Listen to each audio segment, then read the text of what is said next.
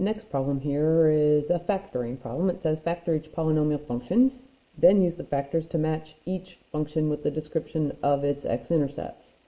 So we're going to take those four equations that were given down below the three boxes and we're going to factor. I actually have them written already on my paper to go back here and factor. And in fact, I kind of have them divided in groups because over here on the left side, these are all factoring by grouping problems. So I'll write that down.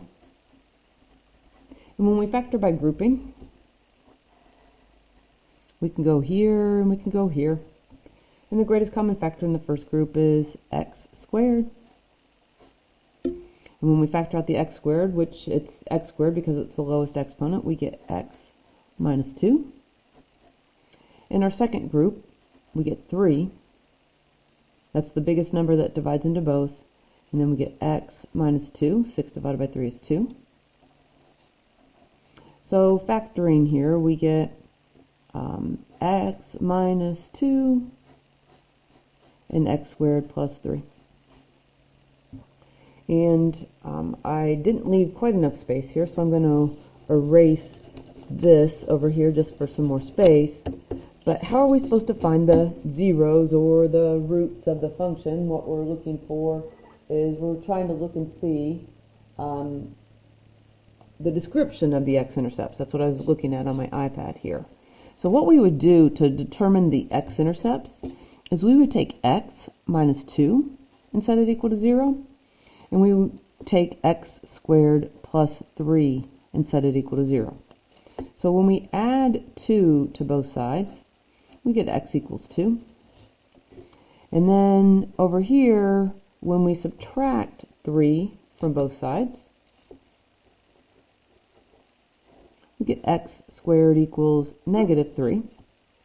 And then we're going to take the square root of both sides.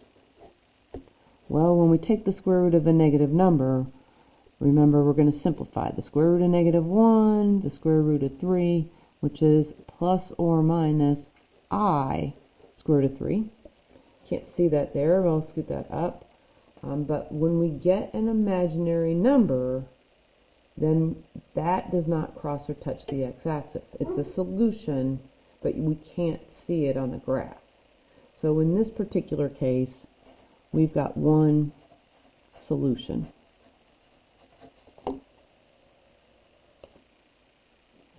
The program actually calls it one unique point, but I'm sure you can figure that out once you see the problem. If we take our next problem here, grouping.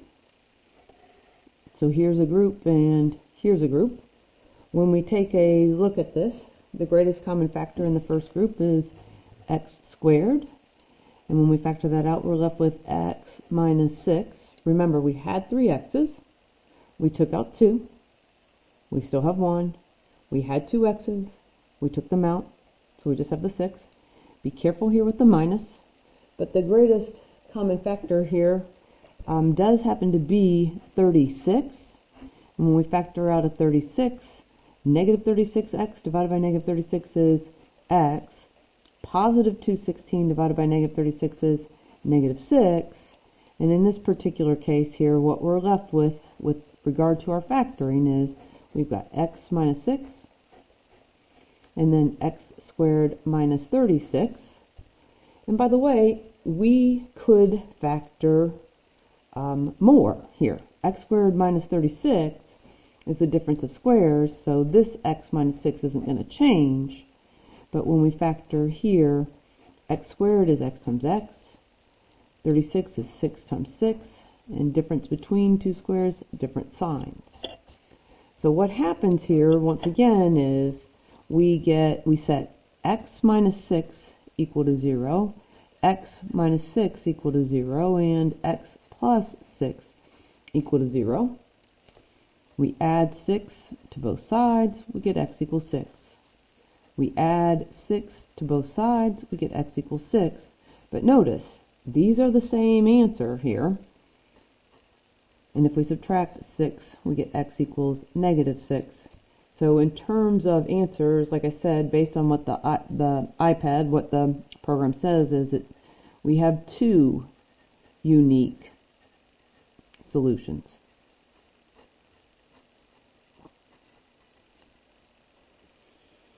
If we take a look at our next one, it's still factoring by grouping. And the greatest common factor here is x squared once again, so we're left with x plus 3. When we factor, that minus, by the way, is pretty important. 16, negative 16x divided by negative 16 is x. Negative 48 divided by negative 16 is positive 3. So we have an x plus 3. That's in common in both groups. We have x squared minus 16. And we can factor more. The x squared minus 16 is the difference between squares. So we get x plus 3. And then we get 16 is 4 times 4, difference between two squares. And once we have it in factored form, we can take the x plus 3. We can set it equal to plus 4. And we can set it equal to 0. We can subtract 3 from both sides. We get x equals negative 3. We can add 4 to both sides. We get x equals 4. We can subtract 4 from both sides. We get x equals negative 4. So 1, 2, 3 solutions.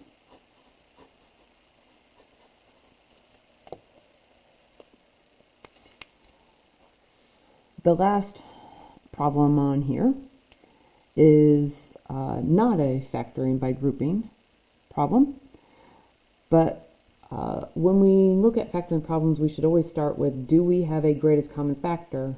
And in this particular case, we do have a greatest common factor. The biggest number that divides into all of those is 2, and we actually also have the lowest exponent of x. So 2 out, now we're left with x squared plus 14x plus 49.